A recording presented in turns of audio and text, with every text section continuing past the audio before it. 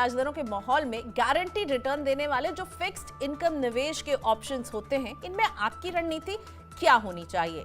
Fix income निवेश की चमक बढ़ रही है, यानी आपका रिटर्न भी बढ़ेगा। बैंक का फिक्स डिपॉजिट हो, यहाँ पर हम ब्याज में बढ़ोतरी देख रहे हैं। सरकारी सिक्योरिटीज का 10 साल का यील्ड हो या फिर डेट म्यूचुअल फंड की मैच्योरिटी यील्ड हो, सब में एक अपवर्ड मूव है। कुछ समय तक ये सारे निवेश रिटर्न के मामले में दबाव झेल रहे थे, लेकिन अब सरकार की बॉन्ड यील्ड की अगर बात करें तो 5-5.5 के स्तर से अब ये 7-7.5 के स्तर पर पहुंच गई है। बैंक के एफडी भी अब करीब 6% का ब्याज आपको देने लगे हैं। डेट म्यूचुअल फंड में 7 से 8% का हम एक मैच्योरिटी यील्ड देख रहे हैं। तो आपको इन निवेश में क्या स्ट्रैटेजी रखनी चाहिए, जानते हैं हमारे फॉर्मूला गुरु मनी मंत्र के फाउंडर वीरल भट्ट से। वीरल, स्वागत है आपका मनी 9 में। सबसे पहले तो ये गुरु मंत्र देकर हमें समझाइए कि क्या हर पोर्टफोलियो में फिक्स्ड इनकम का हिस्सा होना जरूरी है, होना चाहिए, और क्यों होना चाहिए? Thank you Priyanka ji, show में बुलाने के लिए। पहले तो मैं ये कहूंगा कि डेफिनेटली होना चाहिए। फिक्स्ड इनकम डेट इन्वेस्टमेंट्स हमारे पोर्टफोलियो में बहुत ही जरूरी है और होना चाहिए। ऐसा कहते हैं प्रियंका जी कि हमको इंग्लिश में कहावत है कि we should not put all eggs in our one basket, right? So वैसे ही है, कोई भी इन्वेस्टमेंट्स करते हो तो हमारा पोर्टफोलियो जो है वो डाइवर्सिफाइड होना चाहिए। और अगर देखें कि फिक्स्ड इनकम एक ऐसा इंस्ट्रूमेंट है कि जब भी आपको निकालना हो लिक्विडिटी, ऐसा कहते हैं कि कोई मुझे इमरजेंसी आ गई, राइट? कोई इमरजेंसी आ गई, मुझे कुछ ऐसी आपत्ति आ गई मेरे जीवन में जिसके लिए मुझे अगर मेरे इन्वेस्टमेंट्स में करते आ रहा हूं तो कौन से इन्वेस्टमेंट ऑप्शंस को मैं सबसे पहले निकालूंगा? तो वो होते हैं डेट इन्वेस्टमेंट। डेट इन्वेस्टमेंट ऐसे होते हैं, काफी लिक्विडेबल होते हैं, राइट? और उसके जो रिटर्न्स होते हैं वो भी काफी एश्योर्ड होते हैं और वो शॉर्ट टर्म नेचर वाले रहते हैं। तो शॉर्ट टर्म के लिए अगर देखेंगे तो डेट फंड काफी, डेट इन्वेस्टमेंट, फिक्स इनकम जो हम कहते हैं, ऐसे इन्वेस्टमेंट ऑप्शंस काफी फायदेकारक होते हैं, फायदेमंद होते हैं। और डेट का जो पोर्टफोलियो है वो हमारे पोर्टफोलियो में एटलीस्ट 20-30% होना ही चाहिए। बट वो निश्चित करने से पहले भी कुछ उसके पैरामीटर्स हैं, वो हमको ध्यान में रखने चाहिए, राइट? जैसे पैरामीटर्स में ऐसा कहते हैं कि हमारे गोल्स क्या है, राइट? वो गोल्स के हिसाब से भी हमको सोचना चाहिए। डेफिनेटली हमारे गोल्स शॉर्ट टर्म हो सकते हैं, मीडियम टर्म हो सकते हैं, लॉन्ग टर्म हो सकते हैं। शॉर्ट टर्म के पॉइंट ऑफ व्यू से debt investments, fixed income investments को हमको हमारे पोर्टफोलियो में रखना ही चाहिए। ठीक है, तो अगर लक्ष्य शॉर्ट टर्म का है तो डेट इन्वेस्टमेंट, या जिसे मैं आज फिक्स इनकम निवेश कर रही हूँ, वो आपके पास होना चाहिए। आपने अभी ये बात टच की वीरल कि करीब जो है इसका हिस्सा जो है 10 से 20% होना चाहिए, लेकिन क्या ये हिस्सेदारी बदलेगी उम्र के हिसाब से? उम्र के किस पड़ाव में कितना निवेश होना चाहिए? क्या उम्र जैसे जैसे बढ़ती जाएगी मुझे इसे कम ज्यादा कैसे करना होगा, किस प्रोपोर्शन में करना होगा वीरल? देखो प्रियंका जी, एक चीज होती है कि एक ऐसे थंब रूल कहते हैं कि भाई जैसे मेरी एज, अभी मान के चलो मेरी एज जो है वो 30 इयर्स की है, तो 30 इयर्स की एज है तो मेरा जो डेट का पोर्शन होना चाहिए वो 30% होना चाहिए और मेरा जो इक्विटी का पोर्शन होना चाहिए वो 70% होना चाहिए। और जैसे जैसे मेरी उम्र बढ़ेगी वैसे वैसे मुझे डेट को ज्यादा रखना है और इक्विटी को कम करना है। बट ये सारे लोगों को लागू नहीं होता है। क्यों लागू नहीं होता है? क्योंकि सारे लोगों के प्रोफाइल्स, जो अगर जिसकी महत्वाकांक्षाएं कह सकते हैं, गोल्स होते हैं, वो अलग अलग हो सकते हैं। तो गोल्स को भी ध्यान में रखना चाहिए। हमारी जो महत्वाकांक्षा है, हमको क्या हासिल करना है, बराबर है, उसको भी सोचना चाहिए। मुझे इमरजेंसी कंटीजेंसी प्लानिंग के लिए भी बचा के रखना है। तो ऐसा नहीं हो सकता है कि सारे सारे लोगों को यही फिट रखना है कि हमारी एज बढ़ेगी तो हमें डेट करना है। बट हमारे बहुत सारे ऐसे पैरामीटर्स को भी ध्यान में रखना चाहिए। बट हाँ, अगर थंब रूल के हिसाब से चले तो एक एज का पैरामीटर काफी अच्छा होगा कि डेट का एलोकेशन में कितना रखूं। शुरू मैं यंग हूं तो मेरा इक्विटी का एलोकेशन ज्यादा होना चाहिए और डेट का कम होना चाहिए, राइट? और जैसे जैसे मेरी उम्र बढ़ती है, जैसे मेरा जो पड़ाव है, मेरा एज का 50, 55, 60 के पास आता है, तो मेरा डेट का जो है वो एलोकेशन है वो ज्यादा होना चाहिए और इक्विटी का कम होना चाहिए। ठीक है, लेकिन अब विरल ये बताइए कि कौन कौन से वो ऑप्शन हैं डेट निवेश के जो एक निवेशक के सामने रहते हैं, जिनमें निवेश करने की आप सलाह देते हैं।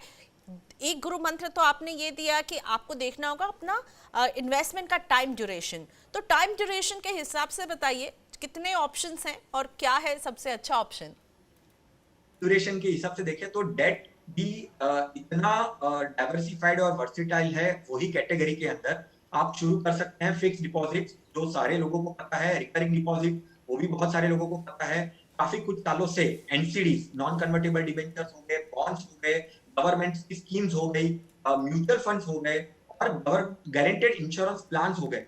ये जो डेट सेगमेंट में है, ये इतने सारे ऑप्शंस आते हैं। आप चाहिए तो जैसे हम सेविंग अकाउंट करते हैं, जैसे लिक्विडिटी और कंटीजेंसी को सेविंग अकाउंट्स रखते हैं जो कभी भी लिक्विडेबल है, 1 या 2 दिन से लेकर 10 साल तक का भी डेट इन्वेस्टमेंट प्रोडक्ट और 15 साल का पीपीएफ, एक 15 साल का भी हम ओवरऑल पूरा स्ट्रक्चर कर सकते हैं हमारे पोर्टफोलियो में। ओके, सो आपने भी डेट म्यूचुअल फंड की भी बात की, आपने कहा पीपीएफ जैसा भी एक प्रोडक्ट है, लेकिन ये एक प्रोडक्ट है जिसके बारे में मैं आपका व्यू लेना चाहूंगी, वो है गवर्नमेंट के बॉन्ड्स जो आते हैं। इसमें निवेश की क्या अच्छाइयाँ हैं, क्या बुराइयाँ हैं? क्योंकि जब नाम जुड़ जाता है ना गवर्नमेंट, सरकारी बॉन्ड, तो एक सॉवरेन गारंटी की जब बात आती है तो लोग ज़्यादा सेफ फील करते हैं। आपको कैसे लगते हैं सरकारी बॉन्ड, अगर फिक्स्ड इनकम निवेश के लिए अगर इन्हें कोई चुने तो? जैसे आपने सही कहा, सेफ और एक निश्चिंत हो जाते हैं कि मेरा पैसे को कुछ नहीं होगा। डेफिनेटली इसीलिए गवर्नमेंट भी टाइम एंड अगेन बहुत सारे अलग अलग स्कीम्स लेकर आते हैं, बॉन्ड्स लेकर आते हैं। एक स्कीम के बारे में मैं यहाँ पे कहना चाहूंगा, जो हालांकि लास्ट 1-2 साल से काफी पॉपुलर भी हुआ है, बट उसकी जो पॉपुलैरिटी है वो धीरे धीरे बढ़ रही है। वो है आरबीआई का रिटेल डायरेक्ट स्कीम। वो काफी पहले हुआ करता था, काफी टाइम से हुआ करता था, बट रिटेल इन्वेस्टर जो जिसको 10,000 इन्वेस्टमेंट करना है, उसको मौका नहीं था इसमें इन्वेस्टमेंट करने का। बट अभी एक retail RBI retail direct scheme आ चुकी है, जो उसको सोवरेन बॉन्ड भी कह सकते हैं। आज के टाइम पे जब भी आपने शुरू में कहा कि इंटरेस्ट रेट धीरे धीरे बढ़ने लगा है, तो वो माहौल में काफी पॉपुलर हुआ है वो। आज का अगर उसका इंटरेस्ट रेट के बारे में देखें तो अराउंड 6.5 to 7% के आसपास उसका इंटरेस्ट मिल सकता है आपको, सेमी एन्युअली और एन्युअली आपको उसके पे आउट भी मिल सकते हैं, और काफी लो कॉस्ट है, अफोर्डेबल भी है, और शॉर्ट टर्म के लिए ये रिटेल आरबीआई का रिटेल स्कीम जो है वो काफी अच्छा है। ठीक है, बट बट बट कुछ उसकी बुराइयां भी है, थोड़ा सा ध्यान में रखना चाहिए लोगों को। एक लिक्विडिटी, क्योंकि ये अभी धीरे धीरे पॉपुलर हो रहा है, तो हमको जब भी उसको बेचना है, मैंने इन्वेस्टमेंट कर दिया, मेरा टारगेट मान के चलो 5 साल होगा, 10 साल होगा, बट जैसे मैंने शुरू में कहा डेट इन्वेस्टमेंट हम शॉर्ट टर्म के लिए भी सोच सकते हैं लिक्विडिटी के पर्पज से, तो इसमें थोड़ा सा एक लिक्विडिटी का इश्यू आ सकता है। लिक्विडिटी तुरंत नहीं मिलेगी, मुझे जब बेचना है तभी मैं नहीं बेच पाऊंगा, अगर सामने वाला उसको बेचेगा नहीं तब तक मैं खरीद भी नहीं पाऊंगा। तो ये कुछ एक दिक्कत है इसके अंदर। और दूसरी चीज, टैक्सेबल डेट इन्वेस्टमेंट में प्रियंका जी, ये टैक्स का एक बहुत ही बड़ा एक एंगल हमेशा याद रखना है। कुछ टैक्स एफिशिएंट भी है और कुछ टैक्स एफिशिएंट नहीं भी है। आरबीआई रिटेल डायरेक्ट स्कीम की बात करें तो वो इतना टैक्सेबल है, टैक्स एफिशिएंट नहीं है, और वो चीज हमको याद रखनी है कि जो आपका इनकम टैक्स का जो स्लैब होगा, जो इनकम टैक्स स्लैब में आप आते होंगे, उसके हिसाब से आपको उसके अंदर टैक्स देना पड़ेगा। राइट अच्छा, आपने टैक्स एफिशिएंसी की बात की, तो दो पॉइंट ऑफ व्यू से मैं डेट म्यूचुअल फंड से के पर आपसे जानकारी लेना चाहूंगी। ये टैक्स एफिशिएंट है क्या एज कम्पेयर टू सरकारी बॉन्ड? और दूसरी बात है कि डेट म्यूचुअल फंड जो है बहुत ही आपको अल्ट्रा शॉर्ट ड्यूरेशन के भी मिलते हैं, तो लिक्विडिटी का उतना इशू नहीं होता, क्योंकि जो आप सरकारी बॉन्ड लेंगे उसमें बहुत लंबा लॉक इन होता भी है। तो डेट म्यूचुअल फंड में उतना लंबा लॉक इन नहीं हो सकता, हम बच सकते हैं ना उससे? डेट म्यूचुअल फंड कैसे ऑप्शन है? डेफिनेटली प्रियंका जी, आपने एकदम सही कहा। डेट म्यूचुअल फंड में there are 3 types of debt funds, 3 तरीके के डेट फंड्स अवेलेबल है। एक उसको आप शॉर्ट टर्म में डिवाइड कर सकते हैं, मीडियम टर्म में भी रख सकते हैं और लॉन्ग टर्म में भी रख सकते हैं। शॉर्ट टर्म में जैसे आपने कहा, short term fund, ultra duration, low duration, liquid fund, ऐसे सारे जो फंड है वो शॉर्ट टर्म में आते हैं।